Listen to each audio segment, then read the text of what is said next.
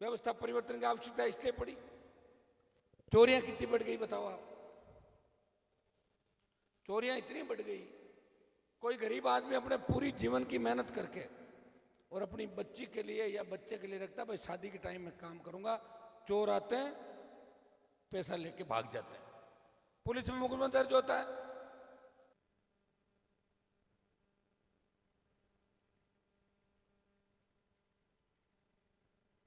कितने हुए? 6 और 4 लाख जैसी कर देती है, बोले रिमांड ज्यादा लेंगे, चोर मर सकता है, और मरते ही जेल कौन जाएगा?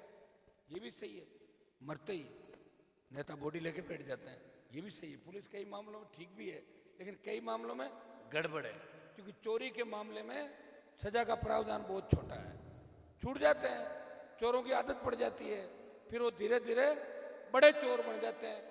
और कई चोरों को तो मैंने देखा कि वो पार्टियों की टिकट भी ले लेते हैं, विधानसभा और लोकसभा के अंदर भी आ जाते हैं, हार्डकोर चोर, थानों के स्ट्रीट शीटर, शराब का धंधा करने वाले, डोडा पोस्ट के कारोबारी, नशे के कारोबारी, ये फिर नेता बन जाते हैं पैसा कमाने के बाद।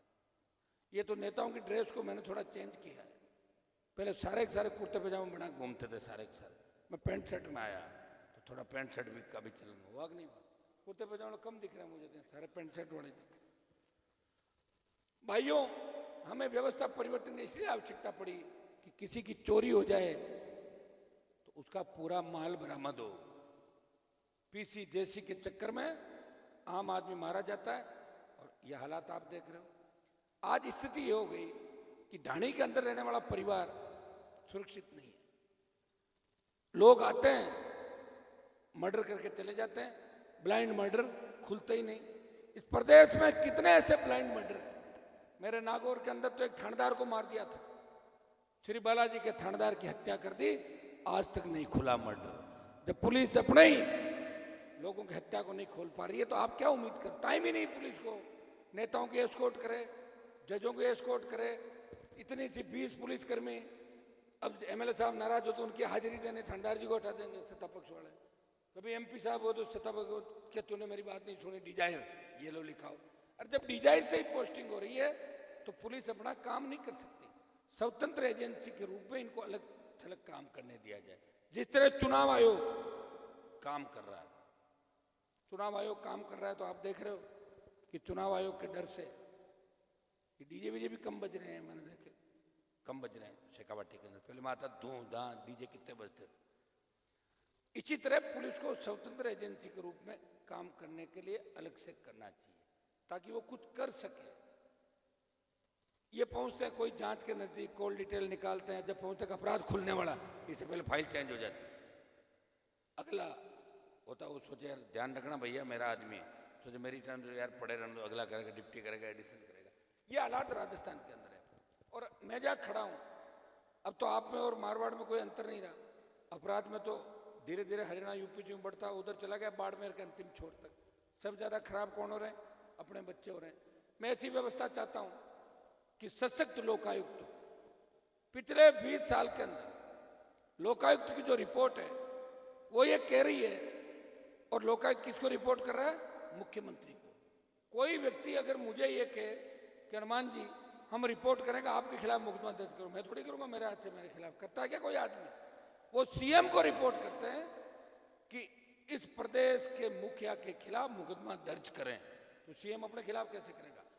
12 मामले लोकायुक्त के अंदर ऐसे हैं जिसमें वसुंधरा और गहलोत के शासन के अंदर मुख्यमंत्री पे मुकदमा दर्ज करने की लोकायुक्त ने रिपोर्ट पेश करी। 12 से ज्यादा, 1 दर्जन से ज्यादा मामले। इसलिए हम चाहते हैं सशक्त लोकायुक्त हो, जिसको ताकत हो, जिसके पर काटे नहीं जाए, वो सीधा मुकदमा दर्ज करे और सीधा बुलाने की उसकी ताकत हो, गिरफ्तारी की ताकत हो सके। सशक्त लोकायुक्त तो डायरेक्ट सुनवाई कर सके। जब सीएम से मांगो तो सीएम कैसे देगा?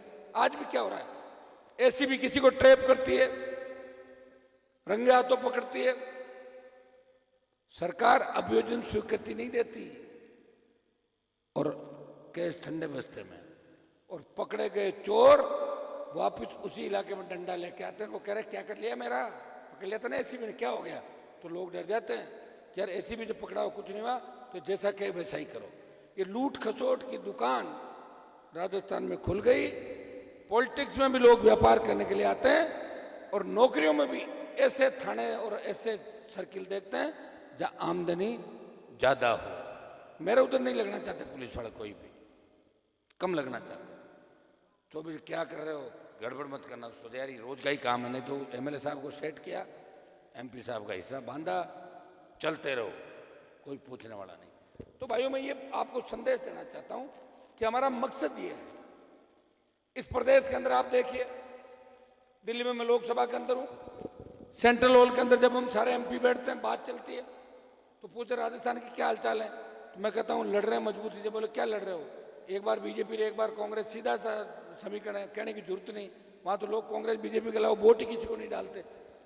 ये तो मैं गया दिल्ली और जब किसान आंदोलन हुआ, पहली बार हरियाणा, यूपी, पंजाब, दिल्ली के किसानों ने ये एहसास किया कि हमारे नेताओं की जंग लग गई, लड़ाई कोई लड़ेगा वो राजस्थान का धरती पुत्र लड़ेगा।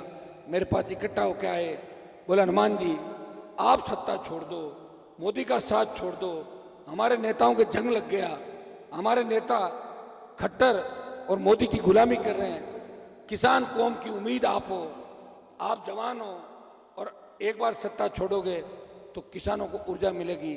भाइयों मोदी की परोसी हुई थाली छोड़ के अगर किसान बिलों के खिलाफ सड़क पे कोई सांसद आया तो नागौर का सांसद था जिसने आपके सम्मान के लिए सड़क को चुना और सत्ता को ठोकर मार दी। दूसरा जब अग्निपथ आया, आज शेखावाटी की जिस धरती पे मैं खड़ा हूं, 62, 65, 71 कारगिल की लड़ाइयों के अंदर बड़ी लड़ाई शेखावाटी के वीरों ने लड़ी।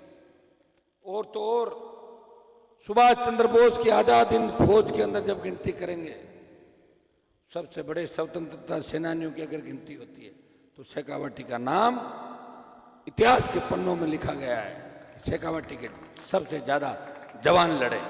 दुर्भाग्य देखिए, अग्निपथ के अंदर सेना को ठेके पे दे दिया, देश का कोई सांसद नहीं बोला, सारी पार्टियां चुप हो गई। अगर झंडे के साथ किसान के बेटों के लिए कोई सड़क पे लड़ा, लोकसभा में लड़ा, ऑल पार्टी मीटिंग में प्रधानमंत्री को चेतावनी दी और जोधपुर में 2 लाख जवानों की रैली करके संदेश दिया, आ रहे हैं दिल्ली की तरफ, तैयारी कर लो। वो हनुमान बेनीवाली था, वो नागौर का सांसद था, आपके बाबा जी भी किसान के बेटे हैं, झुंझुनवाड़ा एमपी भी किसान का बेटा है। ये भी बोल देता है, इनको कोई रोक रहे थे क्या बोलने के लिए, बताओ मुझे। या बाबा जी कोई जंतर मंत्र से ही काम चला रहा है, अंदर के मंत्र से काम कर रहे बाबा जी अंदर अंदर बैठे हुए। मैंने तो नहीं देखा। किसान का मामला आ गया, जवान का मामला आ गया। एक व्यक्ति जो लड़ रहा है कितने साल लड़ेगा बताओ मुझे। मेरी भी तो फिर उम्र धीरे धीरे बढ़ रही है ना। पूरा राजस्थान है, आधे से ज्यादा राजस्थान तो अभी भी खाली पड़ा है। जिन लोगों को ये कांग्रेस भारतीय जनता पार्टी के लोग सक्षम होने ही नहीं दे रहे हैं, पूरा ट्राइबल बेल्ट देखो आप क्या हालात है लोगों की।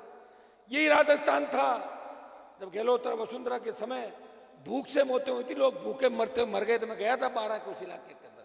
भाइयों कौन सी आजादी है, मुझे नहीं लगती कि आजादी इस तरह की होती है। मुझे लोगों ने पूछा कि हनुमान जी आप तो खराब हो रहे हो। मैंने कहा मैं खराब कैसे हो रहा हूं बताओ चलो। क्या नहीं सत्ता में नहीं। मैं कौन सी सत्ता, मैं गुलामी की सत्ता नहीं चाहता। मंत्री तो 2003 में ही बन जाता, 3, 8, 13, 18, 19 फिर वापस बन जाता। अब तैयार बैठी है सरकारें, गठबंधन करने के पीछे पीछे भाग रही है। एनडीए भाग रहा, आईएनडीआई ये जो कथित है दोनों भाग रहे हैं। अगर मुझे मंत्री बनना होता तो 20 साल मैंने खराब क्यों किया बताओ मुझे। मैंने कहा कि अगर भगत सिंह ये सोच लेता कि मैं फांसी पे क्यों चढ़ूं, राज तो मुझे नहीं मिलेगा, तो देश आजाद कैसे होगा। हर आदमी सोच लेता। भगत सिंह ने कहा था जब लोग मिलने गए, बोला आपको फांसी होगी, तो उसने बोला कि मुझे फांसी होगी इस बात का गम नहीं, भारत माता गुलामी की बेड़ियों से मुक्त हो जाएगी। ये भगत सिंह के वाक्य थे। ये हनुमान बेनीवाल इस राजस्थान के अंदर सत्ता संकल्प के लिए निकला। मैं आपको विश्वास दिलाता हूं आने वाला समय आपका है। समय लग सकता है, साधन संसाधनों की बड़ी कमी राष्ट्रीय लोकतांत्रिक पार्टी के पास है। भीख का कटोरा लेकर नहीं घूम रहा हूं। अभी 2 रुपए की चंदे की रसीद किसी ने नहीं काटी। अगर हो तो मुझे बता देना, व्हाट्सएप कर देना कि आपकी रसीद कटी भाई साहब। इतनी ईमानदारी और पारदर्शिता के साथ अगर कोई व्यक्ति राजनीति में रहते हुए, काजल की कोठरी में रहते हुए, जिस पे दाग नहीं लगा, वो व्यक्ति है, वो आपके सामने खड़ा है, जिसने पार्टी बना के देश में संदेश दिया यहाँ के किसान और जवान मजबूत है, शेखावाटी के लोग मजबूत है, इस बार परिवर्तन करेंगे।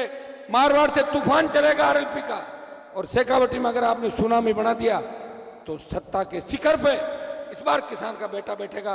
ना फिर कोई अबला नारी की चीख पुकार होगी, ना बेरोजगार से तंग आके किसी किसान के बेटे को आत्महत्या करनी पड़ेगी, ना ही इस राजस्थान में कर्जे के बोझ की तरह कोई किसान आत्महत्या करेगा।